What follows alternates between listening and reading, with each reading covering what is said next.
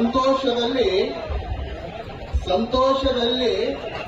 10 ಬೆರಳದಿಂದ ಚಪ್ಪಾಳೆ ಹೊಡೆಯುವುದಕ್ಕಿಂತನೂ ಕಷ್ಟದಲ್ಲಿರ್ತಕ್ಕಂಥ ಸಂದರ್ಭದಲ್ಲಿ 2 ಬೆರಳದಿಂದ ಕಣ್ಣೀರು ಒರೆಸ್ತಕ್ಕಂಥದ್ದೇನೈತಲ್ಲ, ಇದು ನಿಜವಾದ ಭಗವಂತನ ಸೇವೆ ಅಂತ ನಾನು ಹೇಳ್ತೇನೆ. ಹಾಗಾಗಿ ಇವತ್ತು ಈ ವೇದಿಕೆಗೆ ಅನೇಕ ಮಠಾಧೀಶರು ಬಂದಿದ್ದಾರೆ, ಅನೇಕ ಮಠಾಧೀಶರು ಬಂದು ಹೋಗಿದ್ದಾರೆ. ನಾನೆಲ್ಲ ಮಠಾಧೀಶರಿಗೆ ಎಲ್ಲರಿಗೆ ಒಂದು ಮಾತನ್ನ ಹೇಳ್ತೇನೆ, ಏನು ಅಂದ್ರೆ ಈ ರೈತ ಪರ ಹೋರಾಟ ಏನಿದೆ, ಈ ಹೋರಾಟಕ್ಕೆ ನಾವೆಲ್ಲರೂ ಬೆಂಬಲವಾಗಿ ಗಟ್ಟಿಯಾಗಿ ನಿಂದಿರಬೇಕಾಗಿರ್ತಕ್ಕಂಥದ್ದು. ಕಾರಣ ಏನು ಅಂತಂದ್ರೆ, ಇವತ್ತು ನಾವೆಲ್ಲ ರಾಜ್ಯದ ಮಠಾಧೀಶರಲ್ಲ, ಇಡೀ ದೇಶದ ಮಠಾಧೀಶರ ಒಂದು ಮಟ್ಟದಲ್ಲಿ ದಾಸೋಹ ನಡೆದಿದೆ ಅಂದ್ರೆ ಅದು ರೈತರಿಂದ ಅನ್ನುವಂಥದ್ದು ಯಾರು ಕೂಡ ನಡೆದಿಲ್ಲ.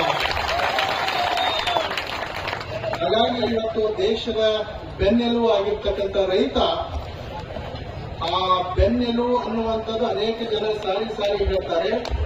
ಆ ಸಾರಿ ಹೇಳ್ತಕ್ಕಂಥ ಮಾತು ಮಾತಾಗಿನೇ ಇರ್ತದೆ. ಆದ್ರೆ ನಿಜವಾದ ರೈತನಿಗೆ ಆ ಬೆನ್ನೆಲುವಿಗೆ ಒಂದು ಬಹಳ ದೊಡ್ಡ ಶಕ್ತಿ ಬೇಕಾಗಿದೆ. ಹಾಗಾಗಿ ಇವತ್ತು ಮುಗುಳುಕೊಡ ಮಠ ಬಂದು ಆ ರೈತರಿಗೆ ಒಂದು ಬಹಳ ದೊಡ್ಡ ಶಕ್ತಿಯನ್ನ ನೀಡಿರ್ತಕ್ಕಂಥದ್ದು. ನಾನು ಇವತ್ತಿನ ಈ ಸಂದರ್ಭದಲ್ಲಿ ಇಲ್ಲಿ ಸೇರಿರ್ತಕ್ಕಂಥ ಸಮಸ್ತ ಭಕ್ತರಿಗೆ, ರೈತಾಪಿ ಎಲ್ಲಾ ಜನರಿಗೆ ನಾನು ಹೇಳ್ತಕ್ಕಂಥದ್ದು ಏನು ಅಂತಂದ್ರೆ, ಇವತ್ತು ಸಾಮಾನ್ಯವಾಗಿ ಒಂದು 5 ರೂಪಾಯಿ ಪೆನ್ ಒಂದು ಕಂಪನಿ ತಯಾರು ಮಾಡ್ತು ಅಂದ್ರೆ ಅದರ ಬೆಲೆಯನ್ನ ನಿಗದಿ ಮಾಡತಕ್ಕಂಥ ಅಧಿಕಾರ ಆ ಕಂಪನಿಗೆ ಸರ್ಕಾರ ಕೊಡ್ತದೆ.